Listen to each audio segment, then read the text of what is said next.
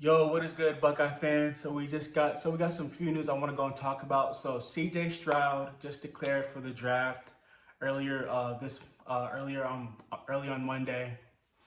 Also, Brian Hartline named as the new offensive coordinator. So let's talk about CJ Stroud. CJ Stroud first. So CJ Stroud declaring for the draft was a very interesting little saga. Honestly, I already had a feeling he was gonna declare. I mean, you can't turn down $30 million, no matter how much they're offering. I heard they were gonna offer somewhere around a $4 million package, NIL deal, but that's not even nowhere near close to $30 million. I mean, if I'm about to be drafted, would I rather take a would I rather take 30 million or $4 million? I'm taking 30 million all the way.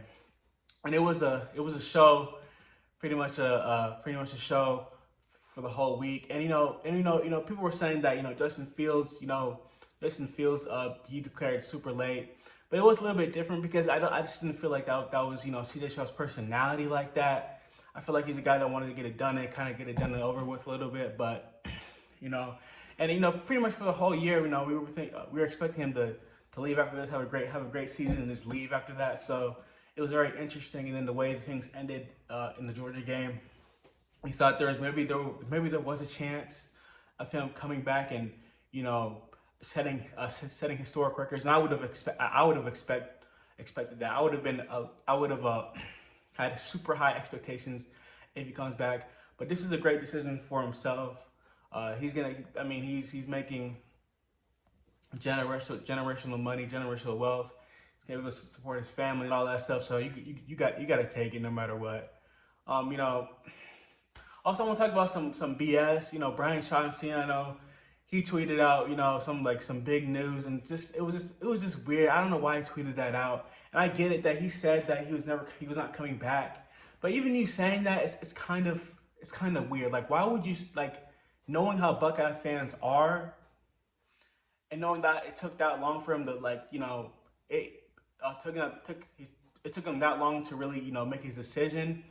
You still shouldn't really do that. Like that's kind of weird, and I don't understand why he's doing that. And we all know that they're having NIL issues, they're having trust issues with that organization. You don't really do that, right? And I get it. He did say that he's not coming back, but still, like when you say that, maybe you're giving people like false hope and say, oh, maybe he might come back, right? Maybe he might change his mind in the last minute, but that was just kind of weird. It's that doesn't sit well with me.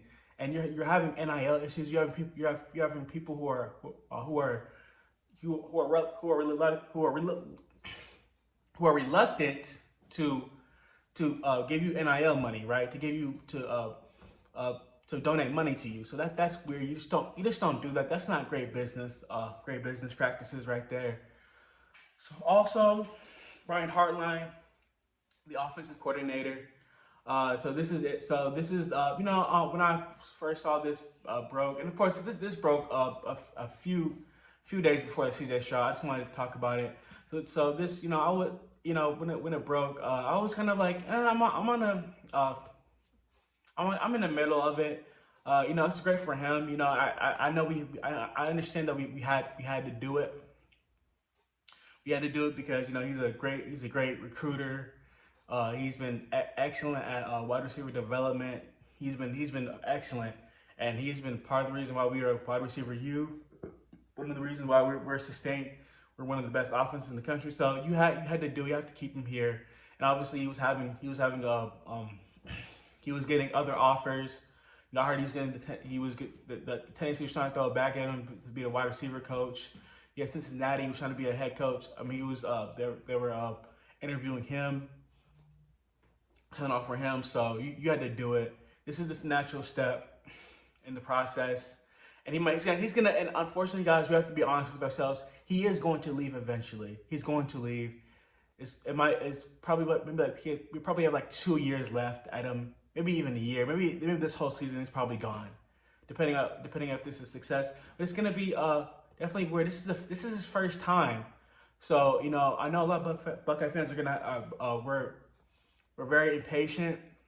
Um, we're gonna expect immediate results, but it's gonna take some time.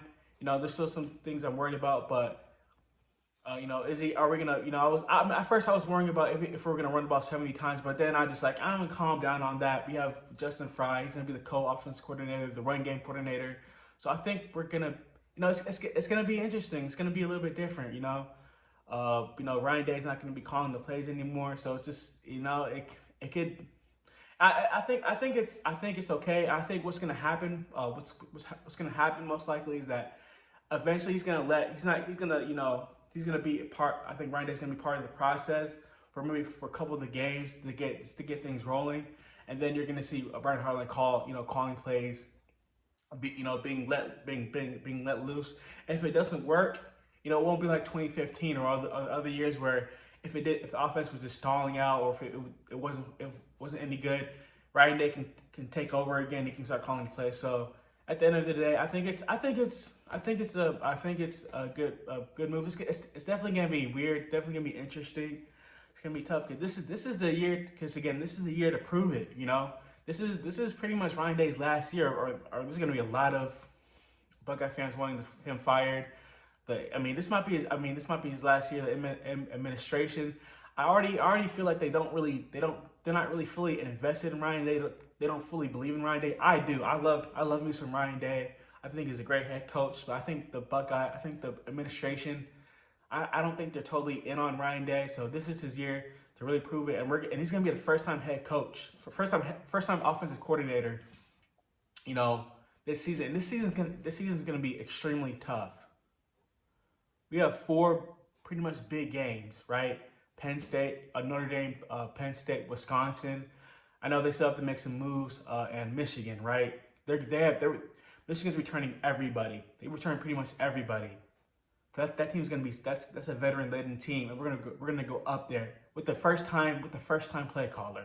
Hopefully he can get all those things, the kinks worked out and stuff like that by the time we're there. But it's gonna be tough. Also, Penn State returning a lot of talent. Luke Fickell again. That he's gonna want to show Ohio State what's up. Of course, Notre Dame. They just they had a really good thing going at the end of the season. They have a lot of momentum. So it's gonna be extremely tough this upcoming season. So it's gonna be interesting. Hopefully we can figure these things out. And yeah, that's it. Let me know what you think down in the comments below. All right, guys, I'm out.